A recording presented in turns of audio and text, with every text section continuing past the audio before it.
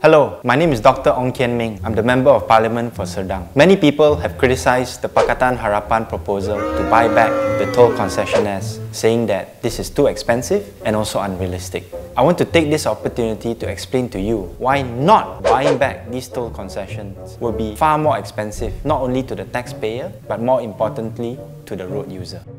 Every year, the federal government pays billions of ringgit in toll compensation to the toll concession company for not raising the toll rates. For example, from 1990 to 2015, the federal government paid out a total of 4 billion ringgit to these toll concession companies for not raising toll rates. What many people don't know is that the federal government has another option, which is, instead of paying this compensation, they can buy back the toll concessions from these companies. And the terms and conditions, including the price, stated in the toll concession contract.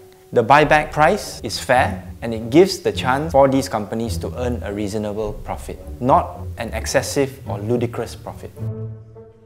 Let me give you an example. The cost of construction of the LDP, according to calculations by my colleague Tony Phua, was approximately 1.3 billion ringgit. The cost to buy back this toll concession in 2009 was approximately 1.33 billion ringgit. This includes a reasonable 12% payback to the shareholders of the toll concession company, as well as taking over the debt of the concession company. But instead of buying back the LDP, what did the government do? It continued to pay compensation to the toll concessionaire to the tune of 1 billion ringgit from 1996 to 2015. In addition, during this time, it also allowed the LDP to increase its toll rate to Ringgit Malaysia 2 ringgit 10 cent today. It would have been far cheaper for the government to buy back LDP rather than to pay out the more than 1 billion ringgit compensation since 1996. The LDP toll rate was supposed to increase from 210 to 310 in 2016. Currently, about 500,000 cars use the LDP every day. This means that the revenue earned by the LDP is approximately 1 million ringgit every day or 365 million ringgit a year. In addition, the company also gets compensation from the federal government to the tune of 500,000 every day or 180 million a year. This money could have been saved and used to buy back the LDP toll rather than to compensate the toll concessionaire. We have to ask ourselves a very simple question. Why do we have to pay 3 ringgit 10 cent a day to get stuck in the LDP jam? This will be the situation that we must face if the BN wins GE14.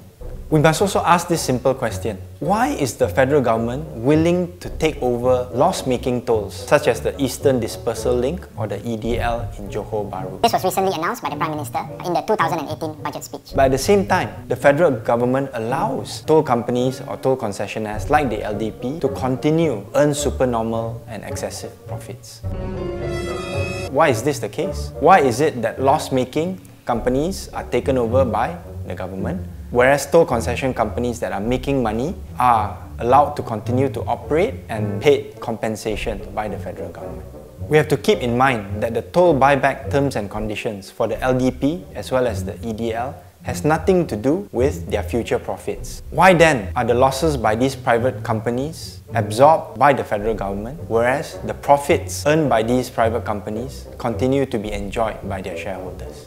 If the BN wins the 14th general election, I can guarantee you that there will be toll rate hikes in 2018 and 2019. We must remember, in the 2013 BN manifesto, they promised to reduce the intra-city tolls if they won the 13th general election. What happened after that? In 2015, the toll rates on 18 highways were increased, including on the LDP, on Bus Raya, on Akle, and a number of other tolls. If the BN wins the 14th general election, I can assure you that the toll rates for all the plus highways will increase by about 10%, and that toll rates for other toll highways, including Kesas, LDP, Print, Bus Raya, and others, will also increase. If you don't want the toll rates to increase, you only have one option. Vote Pakatan Harapan, abolish the tolls.